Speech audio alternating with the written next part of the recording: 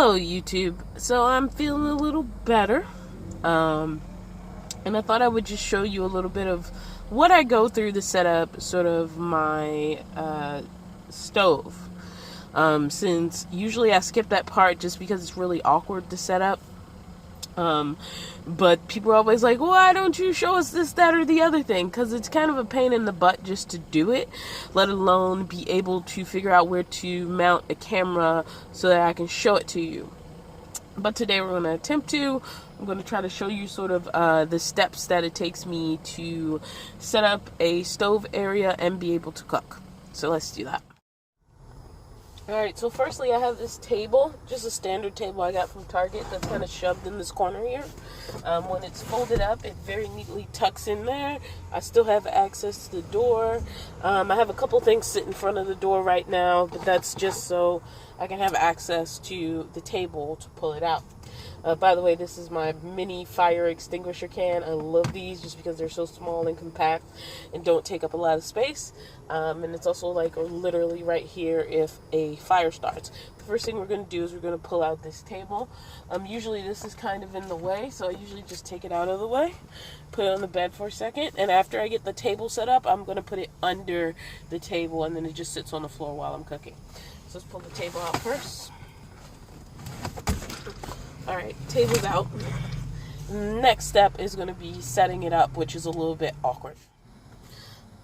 Alright guys, so now we have the table out, and now we need to get it set up so that I can actually use it. So the first thing I do is I pull it up in the air, and I take the legs part way out, but not all the way out.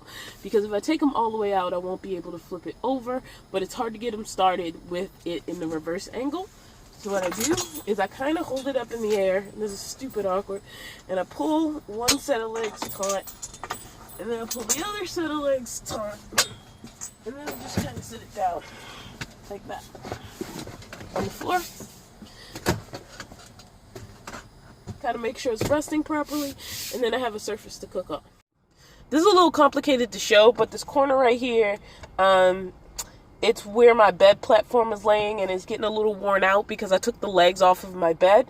But basically, this plywood has a section that I can take off on the bottom so I can shove the bed up a little bit.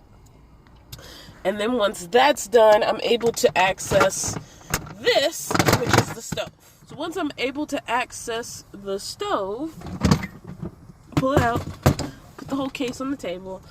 This is quite big, not gonna lie, but as I've said before, I really love having the 2-burner stove over having the one, and I love having a dual fuel propane and butane stove. Like I lived with one for a while, and it was just nice having a second burner as an option, but it's just so big and bulky. It's much more involved to pull it out and use it than the smaller stove was. The smaller stove was more convenient in a lot of ways. I thought of getting one of those tiny ones that you can throw on top of a propane bottle, just to have another option that doesn't involve pulling out the big unit all the time. But I don't want a full burner one, because even like adding anything else to the van right now would just be a lot. But in my perfect world, in a future larger van, I would basically have a permanent place to have my stove set up and not have to do all this pulling out and wiggling around. But that's not the world I live in, and it's fine. I've been making this work, and it's been making me happy in most cases. Obviously, when I was sick, there was a lot of trouble with having to go through so many steps. So then you basically open the case, and then sit this down. It currently does not have butane canisters in it, and it does not have propane hooked up to it. So the next thing I need to do is hook all that up. But first, we're going to take this cat and put this under, because we don't need it right now for what we're going to do. So since right now I have propane and not butane, we're going to be using our propane hoses, which are not hooked up. As I said in my previous review for this, each burner operates independently. People have told me there is a Y hose that would allow me to operate the entire thing from one bottle, but in its out-of-the-box design, you have to use separate fuel for each side.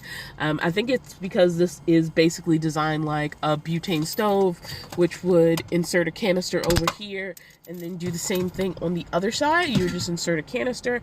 And for the propane extension option, basically we're just using the same concept but through hoses, and that's why it requires 2 hoses to run each one independently.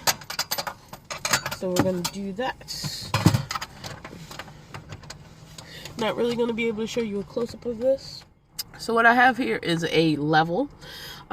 Sometimes the ground or the place that I park is not perfectly level, which could be problematic for a stove, as you kind of want it level without, hang on, there we go, that's perfect, without the pots being able to slide off of it. So what I'll do is I'll take this level, I'll put it on the stove, and then I'll grab some shims. And what I do with the shims is I level out the stove so that it's balanced enough to cook on. Like, the difference isn't enough to matter me for sleeping or general life, but I have burned myself before, and that's because, like, there was some unfortunately hot grease and a pan slid, and it was basically not good. So I have burnt myself before. So what I do is I put the level on the stove, and then I shim up the stove with the shims until it's level. So now that we've added a couple of shims to the stove, when we come up to our level bubble, it's close enough. It doesn't need to be perfect. It's just so the pots don't slide all over the place while I'm cooking. So now the stove's as level as it's gonna get, so now I'm gonna go ahead and connect the gas.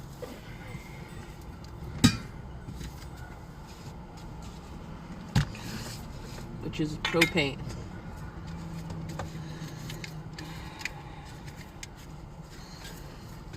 For anyone worried, yes, my hand can go out the window. It's open. So, yes, there's plenty of ventilation. I might turn off these lights, because I don't need them. So I have this new silicone egg shaper I'm excited to try out.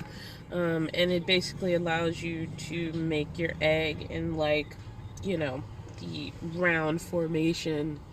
I think this goes like this.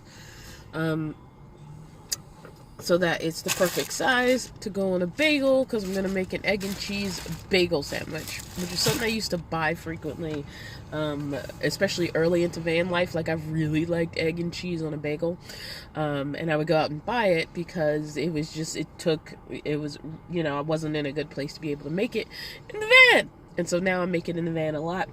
Not a lot, but there's definitely phases where it's like egg and cheese is like my favorite breakfast, but that's when I'm in the mood to do the whole setup to actually get there. So yeah, we're gonna go ahead and do that. What did I do with my missing stuff? There it is.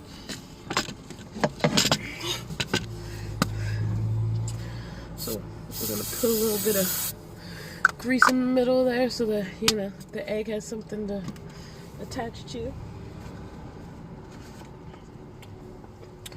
We got our egg. And turn on the stove.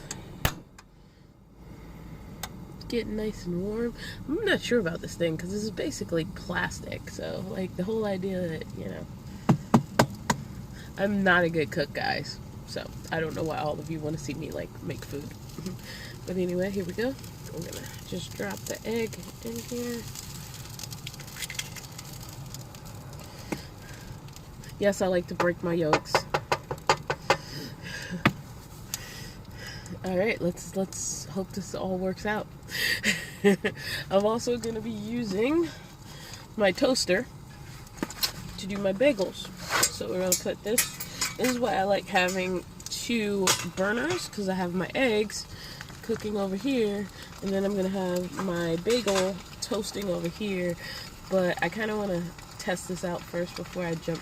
I don't know at what point you should take this thing off. Like, I really don't. I do have my flame at like half flame.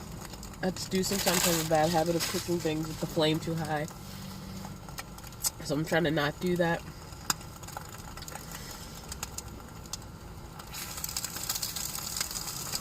Ooh, look at that. We got some shape on that, baby.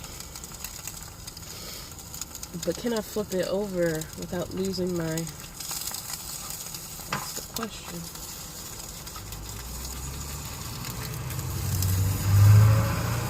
Still retain most of my shape. I think I did it. Got a little bit of stray right there. There's some drama going on out in the parking lot, but that seems to be doing okay. I already had my bagels toasting and it didn't. Alright, so let's throw some cheese up on there.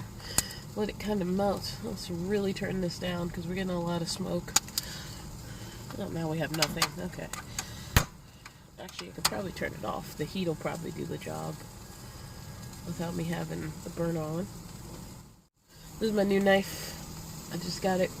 It's not that new. It's like a week or two old. Alright, so we're going to take our bagel.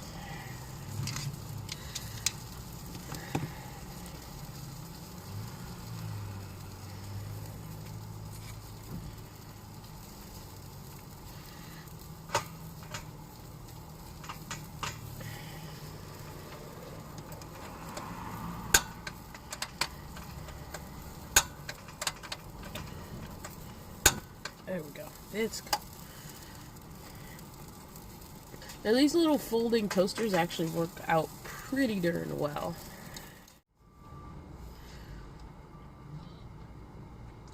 I like to try to get both sides nice and warm. Alright, I think these are pretty good. Alright.